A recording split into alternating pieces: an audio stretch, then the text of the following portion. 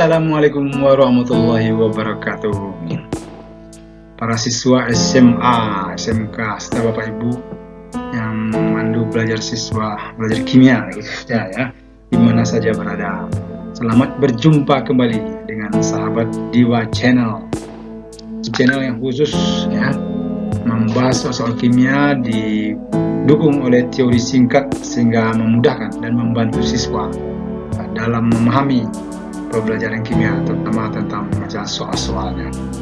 Baik para sahabat Diwa sekalian, kali ini kita akan membahas soal-soal atau teori-teori yang berhubungan dengan sel Volta ya. Yang pertama kita lihat nanti sejarah hidup Alessandro Volta, penemu sel Volta ya. Yang kedua, proses kerja sel Volta itu seperti apa. Yang ketiga, kegunaan sel Volta ya. Yang selanjutnya nanti juga ada di belakang nanti kenapa ada baterai yang bisa dicas dan ada yang tidak bisa dicas. Kalau dicas nanti itu bagaimana cara prosesnya, bagaimana pemasangan kabelnya ya, kutub-kutub negatif, kutub-kutub positifnya. Baik para sahabat Diwa sekalian, tanpa membuang waktu kita langsung meluncur ke slide berikutnya.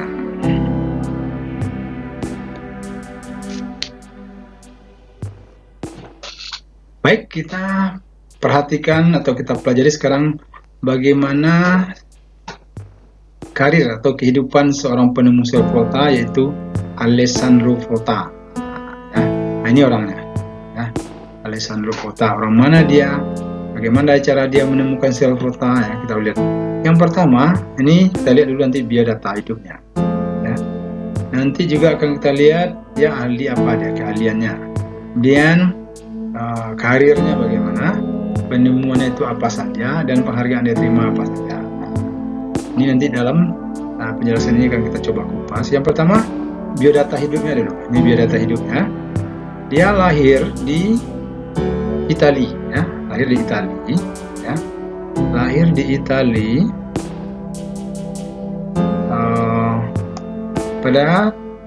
pada 18 Februari 1745 ya, 1745 lahir dia. Kemudian meninggalnya tahun 1827. Punya anak, punya istri ya, punya orang tua. Orang tuanya ada ayahnya, ada Volta, namanya pakai juga, ini punya. Kemudian ada istrinya Teresa dan punya anak 3. Dia ada anaknya 3, Zanino, Flamino, Luigi. Dan ada anaknya 3 ya. 3 orang ada apa? Itu dari biodatanya. Sekarang dia ahli apa sebenarnya? Dia adalah ahli fisika dan ahli kimia. Jadi 2 sekaligus dia kuasai ya. Kemudian kita lihat pula karirnya ini ya. Dia kepala bidang fisika Universitas 1779. Pada tahun 1779 dia sudah jadi kepala bidang fisika. Kemudian kita jadi profesor pada umur 29 tahun. Jadi, orang luar negeri itu belajarnya memang fokus itu ya, 29 tahun sudah jadi profesor dia. Kemudian penemuannya apa saja? Lihat penemuannya. Dia menemukan gas metana. Metana ini ya, C4 ya.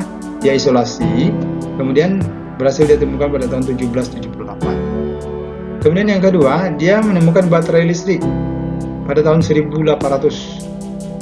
Baterai itu ada 2, ada baterai primer, ada baterai yang sekunder.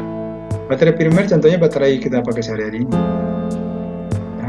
Kalau baterai sekunder, aki bisa diisi ulang, ini tidak bisa diisi ulang kan. Kita lihat lagi penghargaannya. Penghargaan yang diterima, 1 medali Copley namanya, diterima tahun 1794 ya. Kemudian penghargaan yang paling dikenal sampai sekarang adalah satuan tegangan listrik 2 volt. Berasal dari namanya Volta ya. Volta disingkat diambil volt saja. Di volt ini berasal dari kata volta, nama penemunya yaitu Alessandro Volta. Dan juga diberi gelar kebangsawan. Demikian sejarah singkat daripada Alessandro Volta, seorang penemu sel Volta, di mana hasil temuan itu banyak kita pakai sampai sekarang, seperti aki, baterai macam-macam, baterai handphone, baterai mobil, baterai motor, segala macamnya. Apa pun sekarang menggunakan baterai ya. Jadi jasa Bapak ini sangat besar dalam dunia kehidupan kita sekarang ini. Hampir seluruh kehidupannya itu digunakannya untuk penemuan-penemuan seperti sel kota yang sangat banyak kita pakai pada saat ini. Baik, para siswa SMA, SMK, ibu guru, bapak guru yang sedang belajar kimia, demikian sejarah singkat daripada Alessandro Volta. Kita ke TKP berikutnya. Para siswa, kita lanjutkan ya. Pada gambar ini ya, kita melihat ada 2 gelas kimia ya. Pertama, gelas yang pertama ini berisi yang warna biru ini ya, itu adalah larutan CuSO4 ya. Kemudian dari sini dicelupkan ini ya, itu zinc atau seng gitu ya, seng ya. Kita celupkan seng ini ke dalam larutan ini ya. Apa yang terjadi ya? Apa yang akan terjadi setelah beberapa waktu? Terjadi dia seperti gambar ini ya. Ada zat yang menempel di sini pada logam seng ini, ada yang menempel, bahkan ada yang mengendap di bawah ini. Kenapa peristiwa ini terjadi? Nah, peristiwanya adalah bisa dijelaskan sebagai berikut ya. Logam seng itu melepaskan elektron ya ke dalam larutan ya, ke dalam larutan ya. Dia melepaskan elektron sehingga reaksinya bisa kita tulis Zn ya, dia melepaskan elektron menjadi Zn plus 2 elektron, jadi dia melepaskan 2 elektron. Nanti peristiwa ini namanya teroksidasi ya. Kemudian setelah sampai dalam larutan ya, elektron ini ditangkap oleh Cu2+, reaksinya menjadi Cu ditangkap elektron ini ya, menjadi Cu, ini Cu2+ ya, menjadi Cu. Cu ini sekarang dia menempel ke sini, ada yang mengendap ya. Itulah kejadian ini, percobaan di laboratorium bisa kita coba ini ya. Tetapi aliran elektron dari sini ke sini itu tidak menghasilkan listrik, atau belum ada listriknya, belum menghasilkan listrik dia ya. Bagaimana caranya supaya dia bisa menghasilkan listrik? Bagaimana caranya? Maka kita lihat percobaan yang di sebelah ini ya. Kita lihat percobaan yang di sebelah kanan. Percobaan di sebelah kanan ini adalah yang pertama. Jadi ini yang sebelah kiri tadi, ini namanya setengah sel ya. Ini baru dia setengah sel. Di setengah sel itu dia belum menghasilkan listrik. Supaya dia menghasilkan listrik, harus kita buat dua kali setengah sel seperti ini. Ini setengah, ini setengah ya. Kita buat 2 kali setengah sel. Nah, ini sama juga yang tadi, ada gelas kimia di sini, ada gelas kimia di sini 2 buah. Kemudian sini juga diisi dengan Zn sulfat ya. Diisi sulfat ini. Di sebelah sini larutannya adalah ZnSO4. Sebelah sini larutannya CuSO4 di larutan. Nah, kemudian dicelupkan di sini logam seng atau Zn ya. Kemudian di sini ada alat ukur listrik ya. Kemudian di sini ada batang tembaga. Ini batang tembaga ya, Cu. Ini Zn, ini Cu ya. Kemudian di tengah-tengah ini ada namanya jembatan garam. Apa namanya ini? Ini jembatan garam. Kita tulis di mana? Kita tulis jembatan garam. Nah, kita buat sini jembatan garam. Jembatan garam itu terdiri dari NaCl dimasukkan dalam ini ya. Bisa terdiri dari NaCl atau terdiri dari KNO3 ya. KNO3. Terserah isinya. Dari KNO3. Ini kurang jelas dia karena ada putih sama putih di sini. geser sedikit, KNO3 gitu ya. Baik, kita lanjutkan. Setelah kita jelaskan bagaimana proses yang terjadi, nah, sama dengan di setengah selnya sini tadi, di sini juga terjadi reaksi reaksi oksidasi. Zn itu teroksidasi ya. Nah, artinya apa? Dia melepaskan elektron, 2 elektron ya. Nah, elektron yang dilepaskan ini itu dia mengalir melalui rangkaian luar, masuk ke voltmeter ya, ini voltmeter. Nah, terus ke sel yang sebelah, ke Cu ya, Cu. Sampai di Cu dia akan ditangkap oleh ion elektron ini, ditangkap oleh Cu2+, sehingga terjadi sebelah sini reaksinya. Di bawah ini kita buat reaksi oksidasi. Cu2+ itu menangkap 2 elektron, itu terbentuk Cu. Nah, Cu ini ada yang menempel di sini, ada yang mengendap nanti ya kan, sama di sini. Nah, kemudian yang kutub ini ya, karena kutub dia melepaskan elektron, kutub negatif ya. Di Zn itu disebut dengan kutub negatif atau dikenal dengan anoda. Kita lambang ini ya. Karena ini kutub positif ya, kita kenal dengan katoda. Itu bedanya ya. Nah, sekarang bagaimana cara ini lagi? Kalau Zn berlebih sini gimana? Ya, maka dinetralkan oleh ion negatif dari jembatan garam. Zn ini kan ion positif ini. Dinetralkan oleh ion negatif, berarti ada bisa oleh Cl- atau oleh NO3-.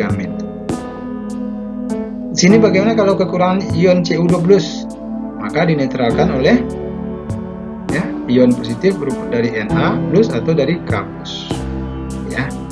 Kemudian bagaimana cara menuliskan notasi selnya? Ya, notasi selnya dituliskan seperti ini. Di bawah ini kita buat ya.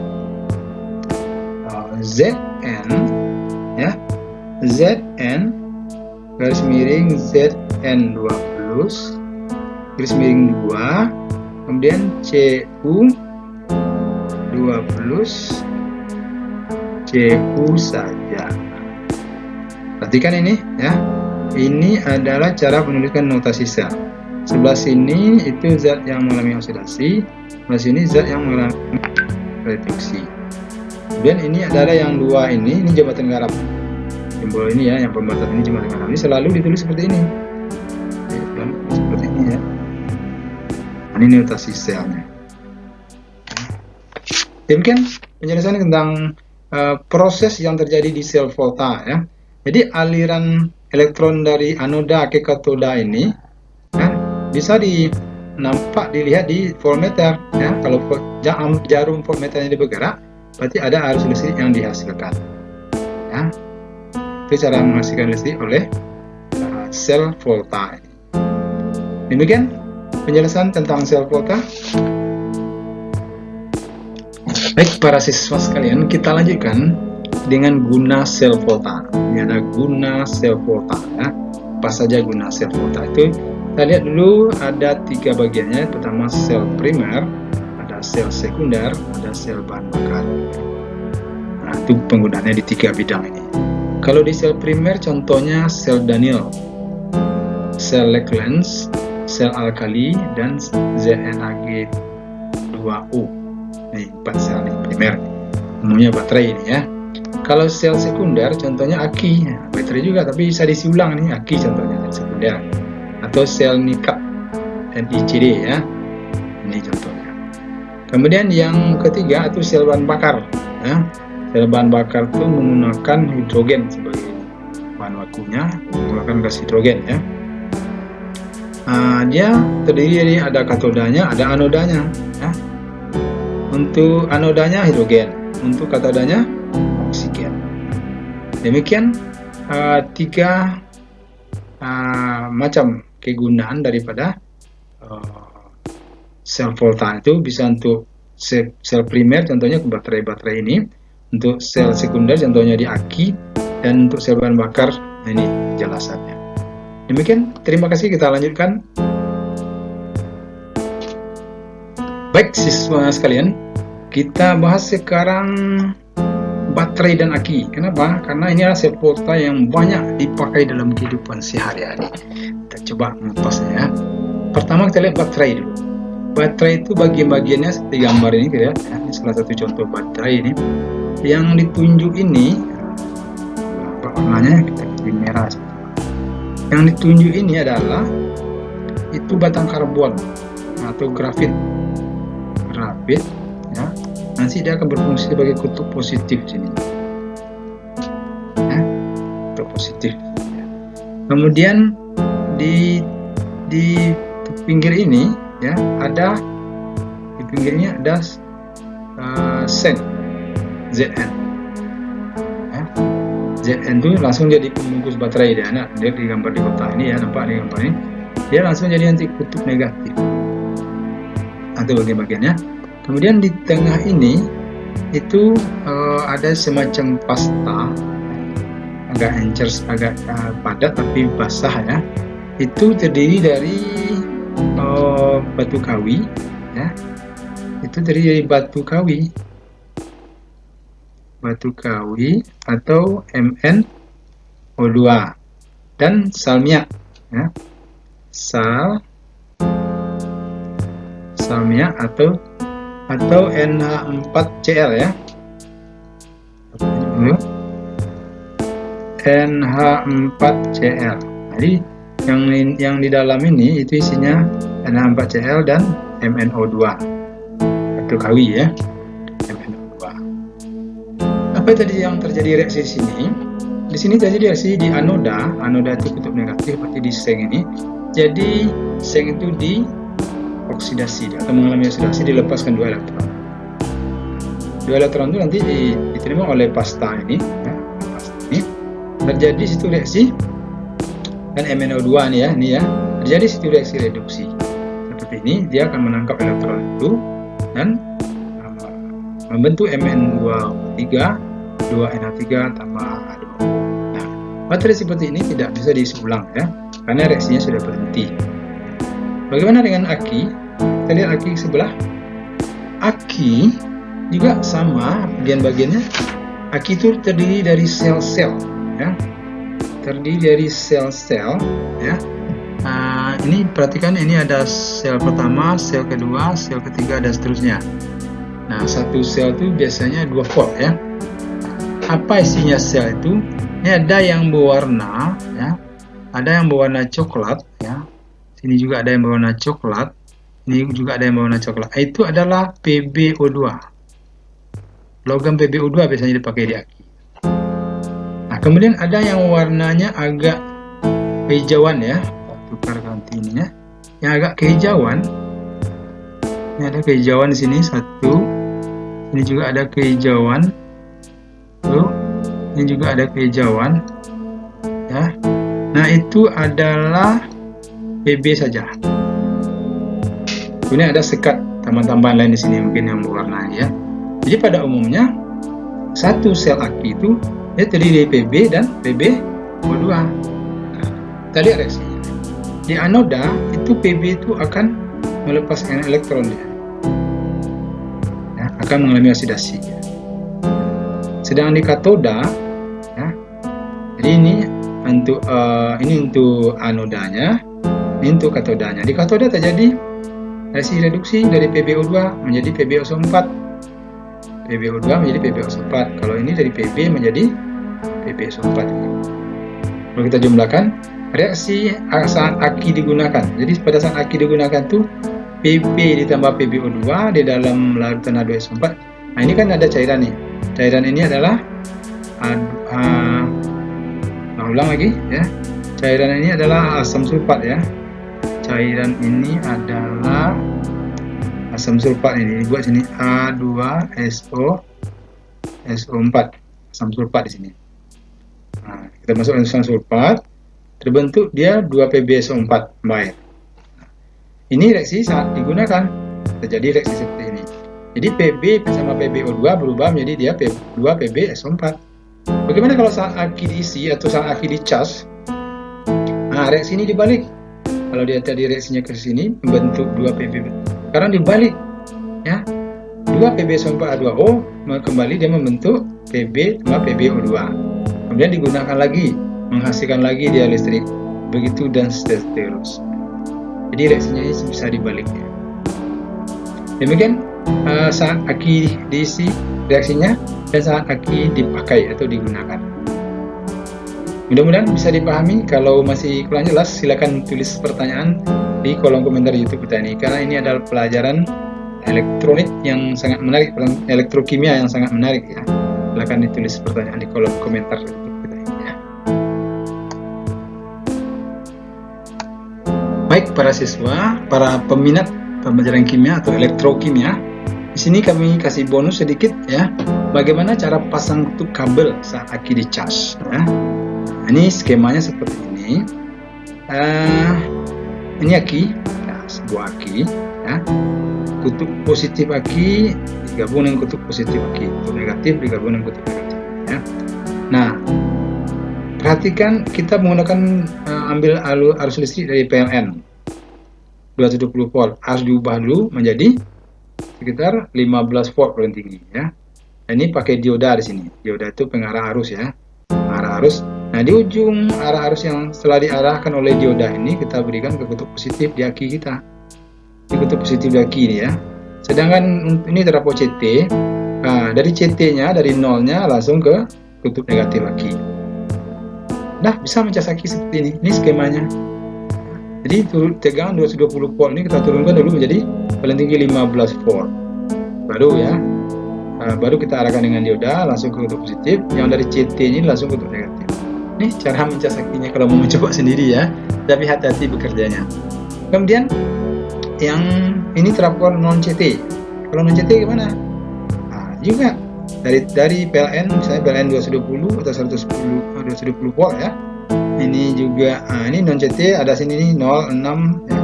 06 9 12 15 juga diarahkan pakai dioda ke dalam ini ya. Nanti kutub positif ini juga ke kutub positif aki, kutub negatif ini juga ke kutub negatif aki ya. Itu selanjutnya kalau Pak siswa ingin lebih mendalami, silakan berkunjung ke website otomotif di bawah ini, otomotrip.com. Nah, ini lengkap penjelasannya di sini untuk lebih memahami dan lebih mendalam. Demikian pelajaran kita hari ini. Mudah-mudahan siswa memahaminya dengan baik ya. Kalau masih kurang jelas, silakan kita berdiskusi di kolom komentar YouTube kita. Terima kasih. Wassalamualaikum warahmatullahi wabarakatuh.